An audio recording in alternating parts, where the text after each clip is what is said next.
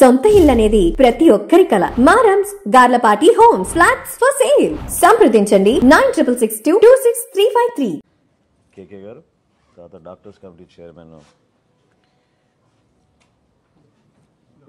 గౌతమ్ గారు, డాక్టర్ గౌతమ్ గారు. ఓకే, పేరు పేరు మీ అందరికీ నమస్కారం. గౌరవ ఉప ముఖ్యమంత్రి గారి కాకినాడ పోర్టు సందర్భంగా ఆయన పర్యటనలో భాగంగా ఎన్నో ఆసక్తికరమైన విషయాలు, అదేవిధంగా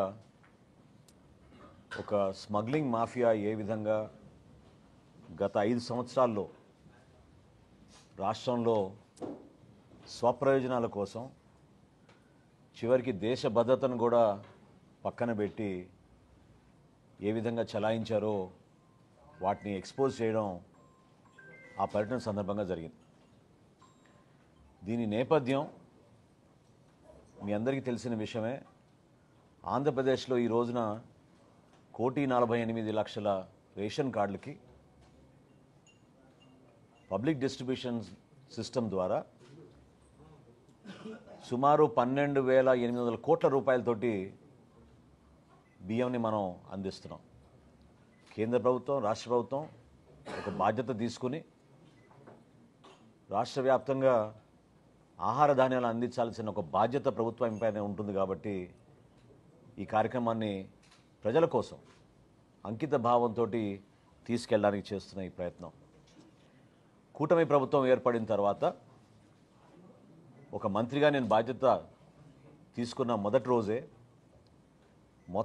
మొట్టమొదటి తనిఖీ నేను చేసింది మా తెనాలి నియోజకవర్గంలో పౌర సరఫరాల శాఖ యొక్క గోడౌన్ని, దాన్ని మండల్ లెవెల్ స్టాకింగ్ పాయింట్ అంటారు.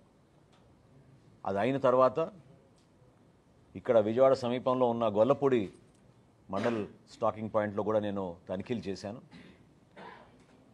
అనేక అవకతవకలు, కొలతల్లో తేడా ఇవన్నీ గుర్తించి ఈ సమస్య కోసం లోతుగా మనం అధ్యయనం చేసుకోవాలనే ఉద్దేశంతో కొంచెం కసరత్తు చేసి జూన్ 28వ తారీఖున కాకినాడలో 13 గోడౌన్స్లో తనిఖీలు చేయడం జరిగింది.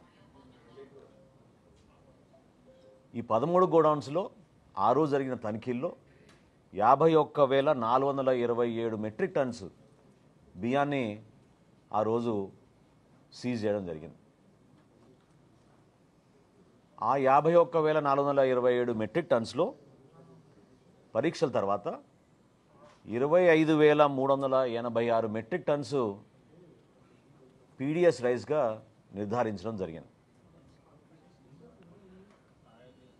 ఇది ఎట్టి పరిస్థితుల్లో అరికట్టాలి, మార్పు తీసుకురావాలనే ఉద్దేశంతో అక్కడ స్థానికంగా ఉన్న అధికారులతోటి కలెక్టర్ గారి ఆధ్వర్యంలో కమిటీ వేసి జిల్లా ఎస్పీ గారిని అప్రమత్తం చేసి ముందు ఈ 13 కంపెనీల పైన కూడా ఎసెన్షియల్ కమోడిటీస్ యాక్ట్ కింద మా పరిధిలో ఉన్న కేసులే కాకుండా క్రిమినల్ కేసెస్ కూడా నమోదు చేయమని ఆ రోజున ఆదేశాలు జారీ చేయడం జరిగింది.